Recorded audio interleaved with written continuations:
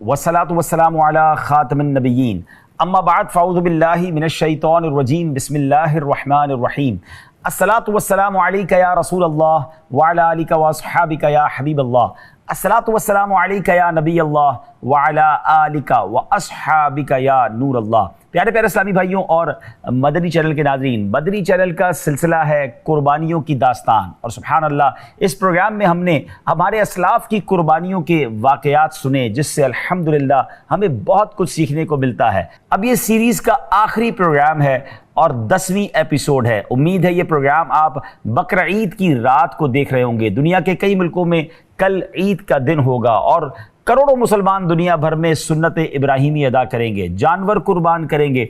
मगर आज हम जानेंगे कि ये जानवर जिस याद में कुर्बान किए जाते हैं, जिस वजह से कुर्बान किए जाते हैं, एक्चुअली वो वाक़या क्या था। हो सके तो अपने घर वालों के साथ, अपने बच्चों के साथ इस प्रोग्राम को देखिए, इस प्रोग्राम को शेयर भी कीजिए, क्योंकि नॉर्मली अब आने वाली नस्लों में से बहुत बड़ी तादाद को ये वाक़या उस अंदाज से मालूम नहीं है। हज़रत इब्राहीम खलीलुल्लाह अला नबीना व अलैहिस्सलाम की ज़िंदगी कमाल की ज़िंदगी है। आपकी सीरत हम सब के लिए मशअले राह है।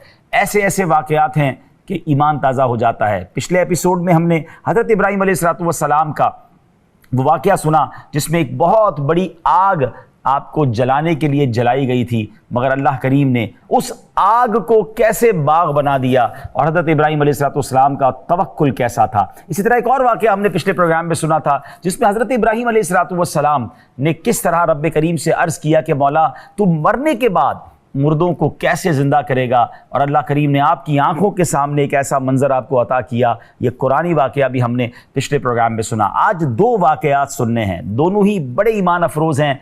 पहला वाक़या सुभान अल्लाह, दुनिया भर से गए हुए लाखों हुज्जाज हरमैन तैयबैन में हज की सआदत पा रहे हैं, मक्का मुकर्रमा में तवाफ़ कर रहे हैं, मिना और अरफात की बहारें लूट रहे हैं। ये मक्का कैसे आबाद हुआ, सुभान अल्लाह। इसके पीछे भी एक बहुत ही खूबसूरत वाक़या है और इसमें भी हज़रत इब्राहीम अलैहिस्सलाम और उनके ख़ानदान की अजीम कुर्बानी है। हज़रत इब्राहीम अलैहिस्सलाम को ये हुक्म दिया गया कि आप अपने बच्चे को और अपनी ज़ौजा हज़रत हाजरा और हज़रत इस्माईल अलैहिस्सलाम को उस लको-दक सहरा में, उस वीरान बस्ती में छोड़कर आ जाएं। नाज़रीन, पहले एक बात समझ लीजिए, हज़रत इस्माईल अलैहिस्सलाम हज़रत इब्राहीम के बेटे हैं, साहबजादे हैं, मगर हज़रत इस्माईल अलैहिस्सलाम हज़रत इब्राहीम को बड़ी दुआओं के बाद मिले। आप जानकर शायद हैरान हो जाएंगे कि हज़रत इस्माईल अलैहिस्सलाम 99 साल की उम्र में हज़रत इब्राहीम को मिले। आप दुआएं करते रहे और अल्लाह से ये पुकारते थे, अर्ज़ करते थे, इस्मा या ईल, इस्मा या ईल।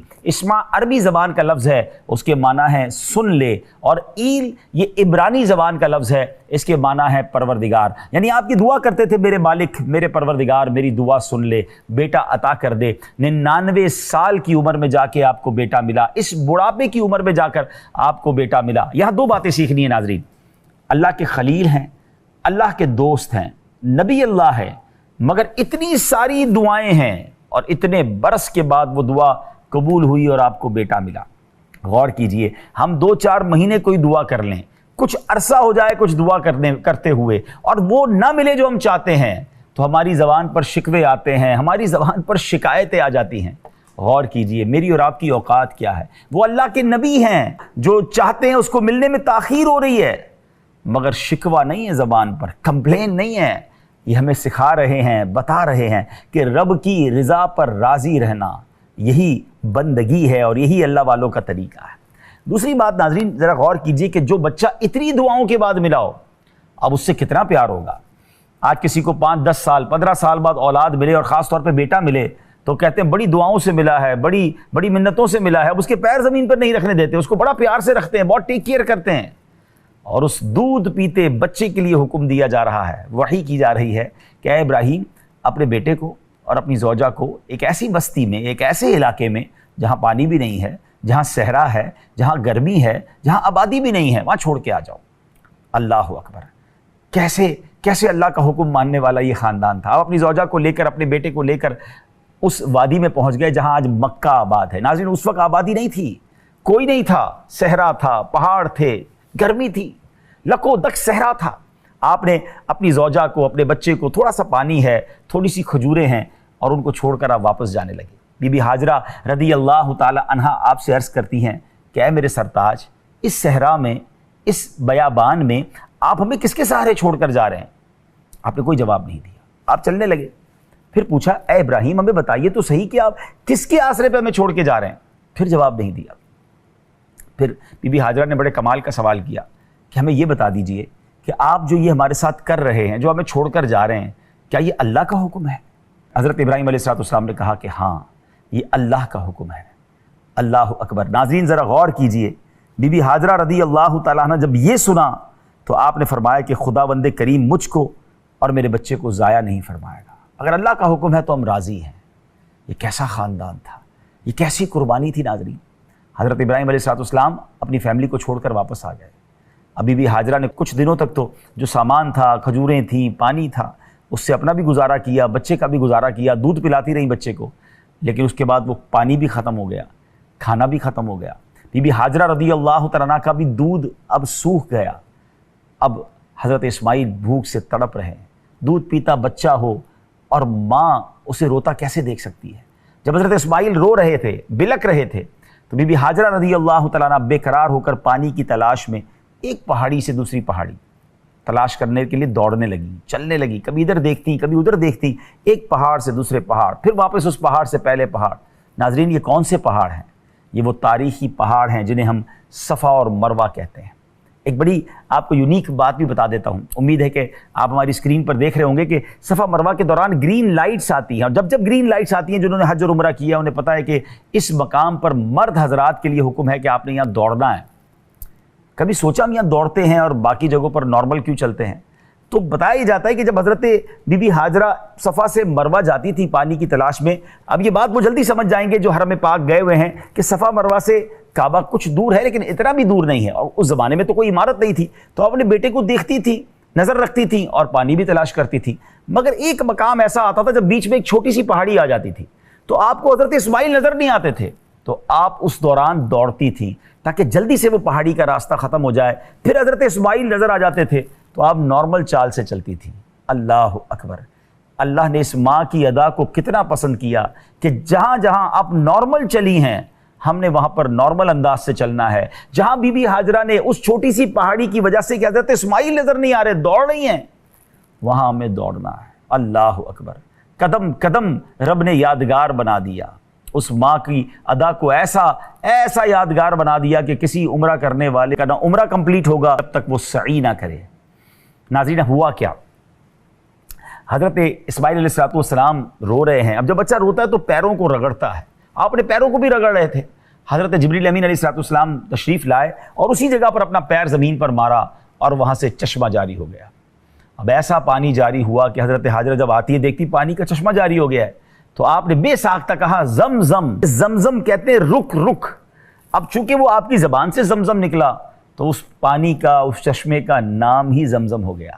ناظرین ایک اور بڑی تاریخی بات، بڑی یونیک بات کہ آپ نے بھی کبھی اپنے علاقے میں بورنگ کروائی ہوگی، کنواں کھدوایا ہوگا، پانی نکالا ہوگا۔ 50 سال، 100 سال، بہت بڑی بات ہو گئی تو 200 سال وہ کنواں یا چشمہ یا بورنگ کا پانی چلتا ہے نارملی، اس کے بعد یہ کنویں سوکھ جاتے ہیں۔ آپ کو اندازہ ہے کہ زمزم کو کتنے سال ہو گئے ہیں؟ اگر کیلکولیشن کریں تو یہ 5000 سال سے زیادہ عرصہ ہو چکا ہے، اور یہ چشمہ جاری ہے، یہ پانی جاری ہے۔ اور آپ ذرا سوچیں کہ روزانہ لاکھوں کروڑوں گیلن نکالا جاتا ہے، کیونکہ حرم پاک میں کتنے لوگ اسے پیتے ہیں، مدینہ پاک کے حرم میں پیتے ہیں، پھر دنیا بھر کے حاجی لے کر جاتے ہیں، ایکسپورٹ ہوتا ہے یہ پانی۔ مگر مجال ہے کہ زمزم کا کنواں سوکھ جائے، اور کیسا صاف شفاف پانی ہے۔ جب بھی اس کا ٹیسٹ کروایا گیا لیبارٹری میں بیسٹ منرل واٹر بنتا ہے، نہ گھر لے جائیں تو اس میں اسمیل نہیں آتی ہے۔ اور سبحان اللہ یہ زمزم جو ہے یہ غذا بھی ہے۔ جی ہاں، حضرت اسماعیل علیہ السلام کے لیے دودھ کا بھی اس نے کام کیا، پانی کا بھی کام کیا، غذا کا بھی کام۔ اور اللہ اکبر، آج بھی زمزم بڑی طاقت دیتا ہے۔ اور نبی پاک علیہ السلام کی وہ شاندار حدیث جس کا مضمون ہے کہ زمزم جس نیت سے پیا جائے وہ پوری ہو جاتی ہے۔ یہ زمزم اس لیے ہے جس لیے اس کو پیے کوئی، اسی زمزم میں جنت ہے، اسی زمزم میں کوثر ہے۔ زمزم کو دیکھنا بھی عبادت ہے ناظرین، سبحان اللہ۔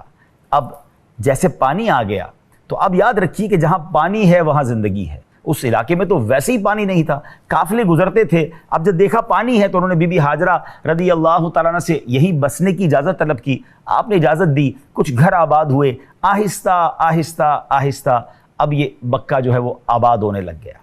حضرت ابراہیم علیہ السلام تشریف لائے اور اب کعبے کی تعمیر کی باری ہے، اب حکم دیا گیا کعبے کی تعمیر کی جائے۔ یاد رہے کہ حضرت آدم علیہ السلام نے بھی کعبے کی تعمیر کی تھی، مگر طوفان نوح میں کعبے کو اٹھا لیا گیا تھا کیونکہ وہاں پانی ہی پانی تھا۔ حضرت جبریل امین علیہ السلام حجر اسود اور مقام ابراہیم، یہ دو جنتی پتھر تھے، وہ جبل ابو قبیس پر رکھ آئے تھے، اور اب جب کعبے کی تعمیر کا پھر سلسلہ شروع کرنا تھا تو حضرت ابراہیم علیہ السلام کو آرڈر دیا گیا، حکم دیا گیا کہ اے ابراہیم کعبے کی تعمیر کرو۔ دیکھیں نا ناظرین، ہم دنیا میں اپنا گھر بناتے ہیں تو ہمیں ایک ڈیمارکیشن پلان ملتا ہے، ایک ایسا نقشہ ملتا ہے جس سے ہمیں پتہ چلتا ہے کہ یہ پلاٹ کی وڈتھ کیا ہے، لینتھ کیا ہے، چوڑائی اور لمبائی کیا ہے، اور اسی کے مطابق ہم اپنے گھر کی یا اس پلاٹ میں تعمیرات کرتے ہیں۔ حضرت ابراہیم علیہ السلام کو اسی ڈائمنشن پر، اسی جگہ پر کعبہ تعمیر کرنا تھا جو حضرت آدم علیہ السلام کے دور میں تعمیر ہوا تھا۔ کعبہ مشرفہ کی ایک اور شان آپ کو بیان کروں ناظرین، جنہوں نے کعبہ دیکھا ہے انہیں مبارک ہو، اللہ آپ سب کو مجھے بار بار دیکھنا نصیب فرمائے۔ کعبہ شریف کے بالکل اسی سیدھ میں 7ویں آسمان پہ فرشتوں کا کعبہ بھی ہے، جسے بیت المعمور کہا جاتا ہے، وہ فرشتے طواف کرتے ہیں۔ تو یہ جو ڈائمنشن ہے، یہ ایگزیکٹلی جو حدود اربع ہے، یہ بہت ضروری تھا کہ وہیں تعمیر کیا جائے، مگر کوئی نقشہ تھا نہیں، کوئی نشان تھے نہیں۔ تو حضرت ابراہیم علیہ السلام نے اللہ کی بارگاہ میں عرض کی کہ مولا میں کعبہ کیسے تعمیر کروں؟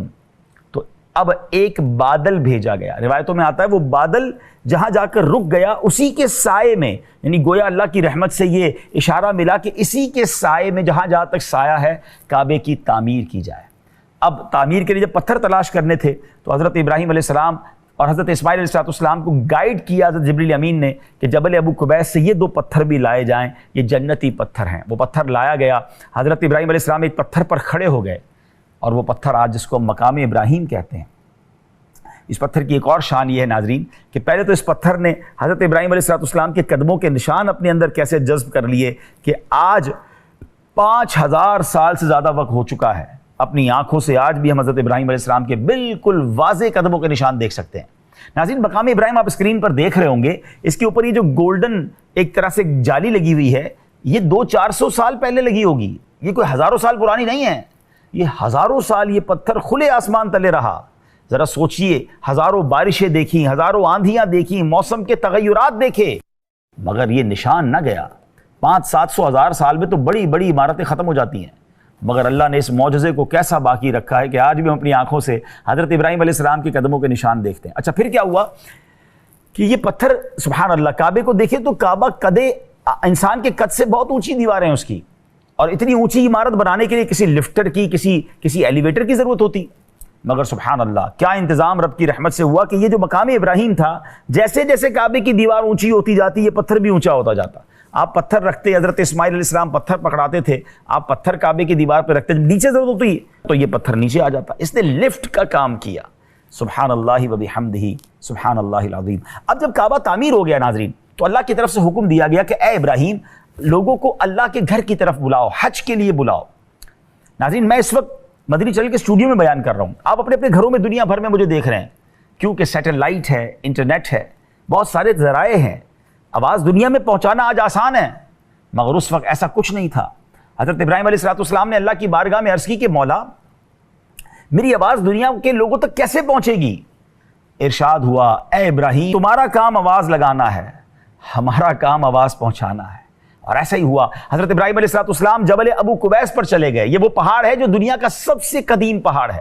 اگر آپ یہ پہاڑ دیکھنا چاہتے ہیں، اللہ آپ کو اور مجھے مکہ پاک کی حاضری عطا فرمائے۔ جبل صفا جو ہے، کوہ صفا، جہاں سے صفا مروہ کی سعی شروع ہوتی ہے، جب آپ اس سے باہر نکلتے ہیں، آج ایک بڑا پہاڑ وہاں موجود ہے جس پر محل بنا ہوا ہے، یہی جبل ابو قبیس تھا۔ آپ اس پہاڑ پر اوپر چلے گئے اور آپ نے آواز لگائی کہ اے لوگو اللہ کے گھر کے حج کے لیے آؤ، کچھ اس طرح کی آپ نے ندا لگائی۔ اللہ کی شان دیکھیں کہ دنیا میں جتنے لوگ تھے، یہ کیسا روحانی سیٹلائٹ تھا کہ سب نے اس آواز کو سنا۔ صرف لوگوں نے، انسانوں نے نہیں، جنات نے، فرشتوں نے، چرند و پرند نے سنا، بلکہ ماں کے پیٹ میں بچوں نے سنا، عالم ارواح میں روحوں نے سنا۔ اور علماء کہتے ہیں اس حضرت ابراہیم علیہ السلام کی ندا پر، صدا پر جس نے ایک بار لبیک کہا تھا، جواب کیا دیا لوگوں نے یا روحوں نے؟ لبیک اللہم لبیک۔ علماء کہتے ہیں جس نے ایک بار لبیک کہی تھی اس وقت وہ ایک حج کرے گا، جس نے 2 بار لبیک کہی وہ 2 حج کرے گا، جس نے جتنی بار لبیک کہی وہ اتنے حج کرے گا۔ اے حاجیوں تمہیں مبارک ہو۔ سبحان اللہ، جن روحوں نے ہزاروں سال پہلے حضرت ابراہیم علیہ السلام کی اس ندا پر لبیک کہا تھا اور جتنی بار لبیک کہا تھا، سبحان اللہ وہ حج کرنے جاتا ہے اور اتنی بار حج کرتا ہے۔ کعبہ بھی تعمیر ہو گیا۔ حضرت ابراہیم علیہ السلام کی زندگی کا ایک اور امتحان ناظرین، اور امیزنگ امتحان ہے، عقل حیران ہو جاتی ہے۔ جس بچے کو اتنی نازوں سے پالا ہے، جو بچہ آنکھوں کا تارا ہے، ایک روایت کے مطابق حضرت ابراہیم علیہ السلام کے یہاں جو حضرت اسماعیل علیہ السلام تھے ان کی عمر اس وقت 7 سال، اور دوسری روایت کے مطابق ان کی عمر 13 سال ہے، اور حکم کیا ہے؟ 8 ذوالحجہ کی رات ہے۔ خواب میں آپ دیکھتے ہیں کہ کوئی کہنے والا کہہ رہا ہے بے شک اللہ عز و جل تمہیں اپنے بیٹے کو ذبح کرنے کا حکم دیتا ہے۔ آپ صبح سے شام تک غور کرتے رہے کہ یہ خواب اللہ کی طرف سے ہے یا شیطان کی طرف سے ہے۔ اسی لیے 8 ذوالحجہ کو یوم الترویہ کہا جاتا ہے ناظرین۔ ترویہ کہتے ہیں سوچ بچار کا دن۔ آپ کا وہ دن سوچ بچار میں گزرا، پھر 9 کی رات آئی، پھر یہی خواب دیکھا، اب آپ سمجھ گئے کہ یہ خواب اللہ ہی کی طرف سے ہے، آپ نے یقین کر لیا، پہچان لیا۔ اس لیے 9 ذوالحجہ کو یوم العرفہ کہا جاتا ہے، پہچان کا دن۔ اب 10 ذوالحجہ کو آپ نے پلان کر لیا کہ آج میں نے بیٹے کو ذبح کرنا ہے، تو اس لیے 10 ذوالحجہ کو یوم النحر کہا جاتا ہے، یعنی ذبح کا دن۔ اللہ اکبر۔ اب ناظرین حضرت ابراہیم علیہ السلام اپنے بیٹے حضرت اسماعیل علیہ السلام کو لے کر چلنے لگے۔ شیطان ان کی جان پہچان والے ایک شخص کی صورت میں سامنے آیا اور پوچھنے لگا، اے ابراہیم کہاں کا ارادہ ہے؟ جواب دیے، کام سے جا رہا ہوں۔ شیطان کہتا ہے اپنے بیٹے اسماعیل کو ذبح کرنے جا رہے ہو نا؟ حضرت ابراہیم علیہ السلام نے کہا اسے، کیا تم نے کسی باپ کو دیکھا ہے کہ وہ اپنے بیٹے کو ذبح کرے؟ شیطان کہتا ہے ہاں میں دیکھ رہا ہوں کہ تم اسی کام کے لیے چلے ہو۔ آپ سمجھتے ہیں کہ اللہ عز و جل نے آپ کو اس بات کا حکم دیا ہے؟ حضرت ابراہیم علیہ السلام نے ارشاد فرمایا اگر اللہ عز و جل نے مجھے اس بات کا حکم دیا ہے تو پھر میں اس کی فرما برداری کروں گا۔ شیطان مایوس نہیں ہوا، وہ پھر حضرت اسماعیل علیہ السلام کی امی جان بی بی ہاجرہ کے پاس گیا۔ ماں کا دل تو بیٹے کے بہت کلوز ہوتا ہے نا۔ شیطان جا کر کہتا ہے اے بی بی ہاجرہ تمہیں پتہ ہے تمہارے شوہر تمہارے بیٹے کو لے کر کہاں گئے؟ تو وہ کہتی ہیں کہ وہ اپنے کسی کام سے لے کر گئے۔ شیطان کہتا نہیں، وہ ذبح کرنے کے لیے لے کر گئے۔ آپ کہتی کیا کوئی باپ اپنے بیٹے کو بھی ذبح کرتا ہے؟ تو شیطان کہتا ہے کہ اللہ عز و جل نے انہیں اس بات کا حکم دیا ہے۔ آئے ہائے، وہ کیسی خاتون تھی، کیسی اللہ کی رضا پر راضی رہنے والی خاتون ہے، کہتی ہے کہ رب کا حکم ہے تو پھر ہم بھی راضی ہیں۔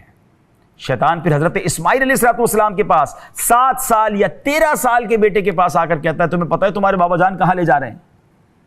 غور کیجئے ناظرین، اس وقت ہمارے گھروں میں قربانی کے جانور بندھے ہوئے ہیں، ہم قربانی کی طرف جا رہے ہیں۔ کبھی سوچئے یہ واقعہ کیا تھا اور یہ کیسی قربانی تھی؟ حضرت اسماعیل کہتے ہیں کہ بابا جان مجھے کہیں کسی کے پاس لے کر جا رہے ہیں۔ تو جب شیطان نے کہا نہیں تمہیں ذبح کرنے لے جا رہے ہیں، کہا باپ کبھی اپنے بیٹے کو ذبح کرتا ہے؟ کہا ان کو رب کا حکم ہے، یہ بچہ کیا کہتا ہے، اتنی چھوٹی عمر ہے، کیسی تربیت ہے، کہتے ہیں رب کا حکم ہے تو پھر میں بھی راضی ہوں۔ اللہ اکبر۔ جب شیطان باپ بیٹے کو بہکانے میں ناکام ہوا اور جمرے کے پاس آئے، جو حاجی رمی کرتے ہیں نا، ایگزیکٹلی یہ واقعہ کیا تھا؟ حضرت ابراہیم علیہ السلام نے اسے 7 کنکریاں ماری۔ کنکریاں مارنے پر شیطان راستے سے ہٹ گیا، یہاں سے ناکام ہو کر وہ دوسرے جمرہ جہاں پر ہے وہاں گیا۔ فرشتے نے دوبارہ حضرت ابراہیم علیہ السلام سے عرض کی کہ اسے پھر ماریے۔ آپ نے پھر 7 کنکریاں ماری، وہ پھر آگے چلا گیا اس مقام پر جہاں آج تیسرا جمرہ ہے۔ تو حضرت ابراہیم علیہ السلام نے فرشتے کے کہنے پر پھر اسے 7 کنکریاں ماری۔ شیطان کو یہ 3 مقامات پر کنکریاں مارنے کی یاد کیسی باقی رکھی گئی ہے کہ ہر حاجی پر واجب ہے کہ وہ رمی جمرات کرے گا، شیطان کو کنکریاں، بلکہ تینوں دن 10، 11 اور 12 ذوالحجہ کو یہ رمی ہوتی ہے۔ ہاں 10 ذوالحجہ کو صرف بڑے شیطان کو رمی کی جاتی ہے اور 11 اور 12 کو تینوں جبروں کو یعنی تینوں شیطانوں کو رمی کی جاتی ہے۔ اللہ نے خلیل اللہ کی یاد کو کیسے باقی رکھا۔ حضرت ابراہیم علیہ السلام نے اب اپنے بیٹے کو بھی یہ خبر دے دی، اور یہ باپ بیٹے کی جو کانورزیشن ہے، گفتگو ہے، اس کو کس شاندار انداز میں قرآن بیان کرتا ہے۔ آپ نے بیٹے سے کہا یا بنی انی ارا فی المنام انی اذبحک فانظر ماذا تری۔ ترجمہ کنز ایمان، اے میرے بیٹے میں نے خواب دیکھا کہ میں تجھے ذبح کرتا ہوں، اب تو دیکھ تیری کیا رائے ہے۔ اللہ اکبر، باپ بیٹے سے کہہ رہا ہے کہ میں نے یہ خواب دیکھا ہے کہ تمہیں ذبح کرنا ہے، مگر جواب تو سنیے، جو جواب دیا وہ بھی قرآن میں موجود ہے۔ فرما بردار بیٹے کیا کہتے ہیں؟ یا ابت افعل ما تؤمر، اے میرے باپ کیجئے جس کا آپ کو حکم دیا گیا، خدا نے چاہا تو قریب ہے کہ آپ مجھے صابر یعنی صبر کرنے والا پائیں گے۔ اللہ اکبر، یہ فیضان نظر تھا یا مکتب کی کرامت تھی؟ یہ فیضان نظر تھا یا کہ مکتب کی کرامت تھی؟ سکھائے کس نے اسماعیل کو آداب فرزندی؟ سبحان اللہ، بڑی کمال کی التجائیں اپنے والد صاحب سے کی۔ اے میرے بابا جان مجھے ذرا رسی سے مضبوط باندھ دیجئے گا، جب آپ مجھے ذبح کریں میں زیادہ نہ ہلوں، کہیں میرے ثواب میں کمی نہ ہو جائے، اور میرے خون کے چھینٹوں سے کہیں آپ کے کپڑے خراب نہ ہو جائیں۔ آپ کے کپڑوں پر میرے خون کے چھینٹے لگیں گے تو میری والدہ اور غمگین ہو جائے گی۔ چھری ذرا خوب تیز کر لیجئے گا تاکہ ذبح کے وقت مجھے تکلیف کم ہو۔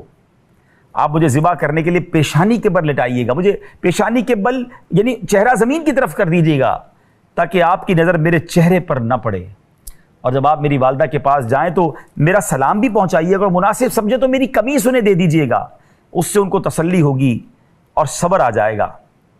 حضرت ابراہیم علیہ السلام اس صابر، اس اللہ کی رضا پر راضی رہنے والے بیٹے سے کہتے ہیں کہ بیٹا اللہ کے حکم پر عمل کرنے میں تم میرے لیے کتنے مددگار ثابت ہو رہے ہو۔ اللہ اکبر، وہی ہوا، آپ نے رسی سے باندھ بھی دیا، چھری کو تیز بھی کر لیا، حضرت اسماعیل علیہ السلام کو پیشانی کے بل لٹا بھی دیا، ان کے چہرے سے نظر ہٹائی اور چھری پھرا دی۔ جی ہاں ناظرین، آپ نے چھری چلا دی تھی مگر چھری نے اپنا کام نہ کیا، یعنی گلا نہ کٹا۔ ناظرین دو واقعات ذرا نظر میں رکھیے گا، آگ کا کام جلانا ہے مگر میرے رب نے چاہا تو آگ نے جلایا نہیں تھا حضرت ابراہیم کو، وہ آگ سلامتی والی ٹھنڈی ہو گئی بلکہ گلزار بن گئی۔ اور چھری کا کام کاٹنا ہے مگر رب نے چاہا تو اس چھری نے کاٹا نہیں، اپنا کام نہ کیا۔ عقل کچھ کہتی ہے، میرا رب چاہے تو وہ کچھ، اس کی قدرت نظارے دکھاتی ہے کہ عقل حیران ہو جاتی ہے۔ ہم بہت ساری چیزوں کو عقل کے پیمانوں پر تولتے ہیں، ہم بہت ساری چیزوں کو لاجک اور کیلکولیشن پر تولتے ہیں، ہمیں لگتا ہے یہ معاملہ ہمارے بس میں نہیں ہے، یہ نہیں ہو سکے گا۔ میرے اور آپ کے بس میں نہیں ہے نا، میں اور آپ سمجھ رہے نہیں ہو سکتا، رب چاہے تو کیوں نہیں ہو سکتا؟ ہمیں رب پر بھروسہ ہو، یقین ہو، میرا رب چاہے، ان اللہ علی کل شیء قدیر۔ اس سے بڑی اور کیا مثالیں ہوں گی کہ چھری چلا دی مگر چھری نے گلا نہ کاٹا۔ اب کیا ہوا؟ حضرت ابراہیم علیہ السلام پر وحی نازل ہوئی، ترجمہ کنز ایمان، اور ہم نے اسے ندا فرمائی کہ اے ابراہیم بے شک تو نے خواب سچ کر دکھایا، ہم ایسا ہی صلہ دیتے ہیں نیکوں کو، بے شک یہ روشن جانچ تھی اور ہم نے ایک بڑا ذبیحہ اس کے فدیے میں دے کر اسے بچا لیا۔ اب کیا ہوا ناظرین؟ حضرت ابراہیم علیہ السلام جب حضرت اسماعیل علیہ السلام کو ذبح کر رہے ہیں نا، تو جبریل امین کو حکم دیا گیا کہ جنتی مینڈھا لے کر فوراً جایا جائے، اور حضرت جبریل جب جنت سے مینڈھا لے کر آ رہے ہیں تو بلند آواز سے کہہ رہے ہیں اللہ اکبر اللہ اکبر۔ حضرت ابراہیم علیہ السلام نے آسمان کی طرف نظر دوڑائی، جبریل امین مینڈھا لے کر آ رہے ہیں، آپ سمجھ گئے کہ آزمائش کا وقت پورا ہو گیا ہے۔ اب آپ نے کیا کہا؟ لا الہ الا اللہ واللہ اکبر۔ جب حضرت اسماعیل علیہ السلام نے یہ سنا تو وہ بھی سمجھ گئے کہ اب آزمائش کا وقت ختم ہو گیا، انہوں نے کہا اللہ اکبر وللہ الحمد۔ ناظرین یہ تسبیح ہم عید کے دن پڑھتے ہیں، مگر کبھی آپ نے سوچا کہ یہ تسبیح کتنی مبارک ہے؟ اس کے شروع کے الفاظ حضرت جبریل امین کی آواز میں ہیں، ان کے الفاظ ہیں، ان کی زبان سے ادا ہوئے ہیں، درمیان کے حضرت ابراہیم علیہ السلام کی زبان مبارک سے ادا ہوئے ہیں، اور اس کے آخری الفاظ حضرت اسماعیل علیہ السلام کی زبان اقدس سے ادا ہوئی۔ یہ کیسی مبارک تسبیح ہے! کاش یہ تسبیح ہر بار پڑھتے وقت ہم اس منظر کو یاد کریں، اس سینیریو کو یاد کریں، اور اللہ کی بارگاہ میں شکر ادا کریں کہ یا اللہ تو نے ہمیں اس امتحان میں نہیں ڈالا۔ سوچئے نا اگر مجھے اور آپ کو حکم دے دیا جاتا اپنے بچوں کو ذبح کریں، ہم سے تو چھوٹی سی قربانی نہیں دی جاتی، یہ خاندان تو جب دیکھیں قربانی کے لیے تیار ہے۔ اللہ اکبر! اب تو ہم جانور ذبح کرتے ہیں، کھانا بھی خود کھاتے ہیں، دوستوں کو کھلاتے ہیں، رشتہ داروں کو دیتے ہیں، ہمیں کون سی بڑی قربانی؟ اور جس کے پاس مال ہے اسی پر قربانی ہے، صاحب استطاعت پر ہی قربانی ہے نا، غریب لوگوں پر تو واجب بھی نہیں رکھی گئی۔ مگر کاش اس عظیم قربانی کو ہم سب یاد کریں اور حضرت ابراہیم علیہ السلام، حضرت اسماعیل علیہ السلام، بی بی ہاجرہ کی ان قربانیوں کو یاد کر کے ان کی عظمت دل میں اور بڑھائیں۔ اب ذرا اس تسبیح کو ذرا مل کر تو پڑھیے نا، تصور میں پڑھیے کہ کیا تسبیح ہے۔ اللہ اکبر اللہ اکبر لا الہ الا اللہ واللہ اکبر اللہ اکبر وللہ الحمد اللہ اکبر اللہ اکبر لا الہ الا اللہ واللہ اکبر اللہ اکبر وللہ الحمد اللہ اکبر اللہ اکبر لا الہ الا اللہ واللہ اکبر اللہ اکبر وللہ الحمد۔ ناظرین، جو تسبیح ابھی ہم نے پڑھی ہے اور جو سنی ہے، یہ عید کے دن، عید الاضحیٰ جو بڑی عید ہے، عید کی نماز کے لیے جب جائیں گے تو بلند آواز سے پڑھتے ہوئے جائیں گے۔ عید الفطر میں یہ تسبیح پڑھنی ہے مگر کم آواز میں۔ اور سبحان اللہ، عید کا ایک وظیفہ بھی بتا دیتا ہوں، 300 بار آپ نے سبحان اللہ و بحمدہ پڑھ کے تمام مسلمان مرحومین کو ایصال ثواب کرنا ہے۔ اللہ کی رحمت سے ان تمام مرحومین کی قبر میں 1000 انوار داخل کیے جائیں گے، اور جب یہ پڑھنے والا دنیا سے جائے گا تو اس کی قبر میں بھی 1000 نور داخل کیے جائیں گے۔ تو سبحان اللہ و بحمدہ عید کے دن 300 بار آپ نے پڑھنا ہے۔ اور یہ جو تسبیح ہے، اللہ اکبر لا الہ الا اللہ واللہ اکبر وللہ الحمد، جب عید کی نماز کے لیے جائیں گے تو بلند آواز سے پڑھتے ہوئے جائیں گے۔ ایک اور سنت یہ ہے کہ عید کی نماز کے لیے جب جائیں تو ایک راستے سے جائیں اور واپسی دوسرے راستے سے ہو۔ سبحان اللہ۔ اچھا، اب یہ جو مینڈھا تھا، یہ بھی بڑی تاریخی بات ہے کہ جو جنتی مینڈھا فدیے کے طور پہ جبریل امین لائے تھے، یہ کون سا مینڈھا تھا؟ یہ وہی مینڈھا تھا جب حضرت آدم علیہ السلام کے 2 بیٹوں نے اپنی قربانی پیش کی تھی، تو قابیل نے اور حابیل نے جب اپنی قربانی پیش کی تھی تو حضرت حابیل نے ایک مینڈھا تھی، تو قابیل نے اور حابیل نے جب اپنی قربانی پیش کی تھی تو حضرت حابیل نے ایک مینڈھا قربانی میں دیا تھا جس کو آسمان سے آگ اپنے ساتھ لے گئی۔ یہ مینڈھا جنت میں رہا اور اسی کو حضرت اسماعیل کی قربانی کے وقت گویا دوبارہ بھیجا گیا۔ یہاں ایک شرعی مسئلہ بھی ناظرین سن لیجئے کہ اب اگر کوئی اپنے خواب میں یہ دیکھے کہ بیٹے کو ذبح کرو، تو کبھی بھی اس خواب پر عمل نہیں کیا جائے گا۔ خدا نخواستہ کوئی عمل کرے گا تو وہ گناہگار ہوگا، عذاب کا حقدار ہوگا۔ یاد رکھیے، انبیاء کے خواب یہ وحی الہی ہوتے ہیں، یہ ان کا امتحان تھا، یہ ان کا ٹیسٹ تھا۔ اب کوئی خواب میں ایسی کوئی چیز دیکھے تو اس پر عمل نہیں کیا جائے گا۔ اب چونکہ عید الاضحیٰ انشاءاللہ کئی ملکوں میں صبح منائی جا رہی ہے، تو آئیے کچھ قربانی کے فضائل سن لیتے ہیں۔ کیا خوبصورت روایتیں ہیں۔ سرکار دو عالم صلی اللہ تعالیٰ علیہ وسلم کا فرمان عالی شان ہے، اور اس حدیث کی راویہ ہماری امی حضور بی بی عائشہ صدیقہ طیبہ طاہرہ رضی اللہ تعالیٰ عنہا ہیں۔ میرے آقا نے فرمایا، نحر یعنی 10 ذو الحجہ کے دن اللہ پاک کے ہاں سب سے پسندیدہ عمل خون بہانا یعنی جانور ذبح کرنا ہے۔ بے شک قربانی کے جانور روز قیامت اپنے سینگوں، بالوں اور کھروں کے ساتھ آئیں گے، اور بے شک قربانی کا خون زمین پر گرنے سے پہلے ہی اللہ پاک کے ہاں مقام قبول تک پہنچ جاتا ہے، لہٰذا خوش دلی سے قربانی کرو۔ حضرت زید بن ارقم رضی اللہ تعالیٰ عنہ سے روایت ہے، سرکار مدینہ صلی اللہ تعالیٰ علیہ وسلم نے فرمایا، تمہارے لیے قربانی کے جانور کے ہر بال کے بدلے ایک نیکی ہے۔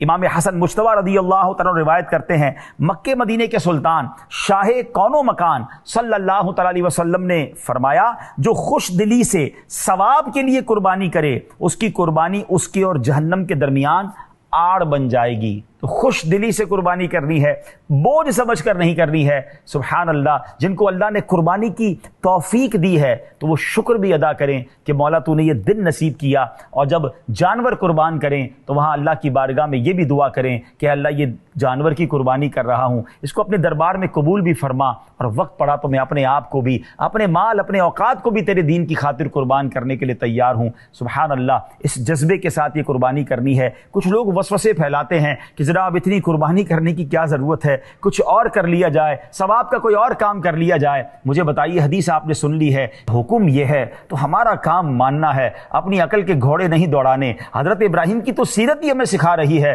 حکم ہوا کہ آگ میں کودنا ہے، اگر آگ میں جانا ہے آپ آگ میں جانے کے لیے تیار ہو گئے، وہی آئی، حکم دیا گیا کہ اپنی زوجہ اور بچے کو لکودک صحرا میں چھوڑ آؤ، آپ وہاں چھوڑ کر آ گئے، آپ نے ڈیسیشن اپنی عقل سے نہیں لیا۔ حکم ہوا کہ بیٹے کو ذبح کرو، وہ تو کر چکے جو کرنی بشر کی ہے، آپ اس میں بھی لبیک کہتے ہیں۔ تو حضرت ابراہیم کی سیرت ہمیں بتاتی ہے کہ جب رب کی طرف سے حکم آ جائے، شریعت کا آرڈر آ جائے، اب وہاں عقل کے گھوڑے نہیں دوڑائے جاتے، وہاں لبیک کہا جاتا ہے۔ آخری بات کر کے اپنے اس پروگرام کو، بلکہ اس پوری سیریز کو بھی اختتام کرتے ہیں۔ حضرت ابراہیم علیہ السلام کی معراج کی رات سرکار دو عالم علیہ السلام سے ملاقات ہوئی، اور آپ نے نبی پاک علیہ السلام سے عرض کی کہ حضور اپنی امت کو میرا سلام پہنچائیے، اور پھر پیارے آقا علیہ السلام نے فرمایا کہ حضرت ابراہیم علیہ السلام کا یہ فرمان ہے کہ اپنی امت کو فرمائیے کہ جنت پاک اور زرخیز زمین ہے اور خالی میدان کی صورت ہے، بے شک یہاں کے باغات سبحان اللہ،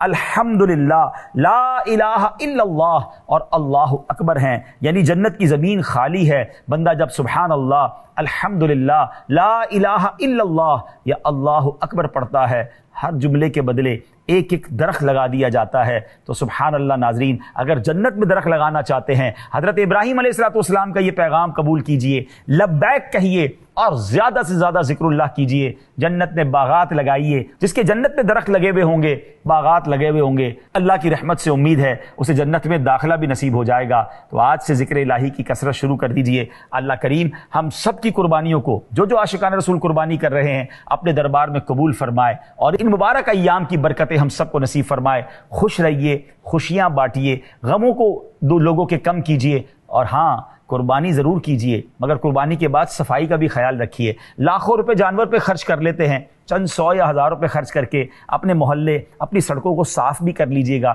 گرمی کے دن ہیں، ایسا نہ ہو بیکٹیریا یا جراثیم پھیلے اور ہم بیمار ہوں، ہمارے بچے بیمار ہوں۔ امید کرتا ہوں اس بات کا بھی خیال رکھیں گے۔ اپنی دعاؤں میں یاد رکھیے گا، صلو علی الحبیب صلی اللہ تعالی علی محمد صلی اللہ علیہ وسلم۔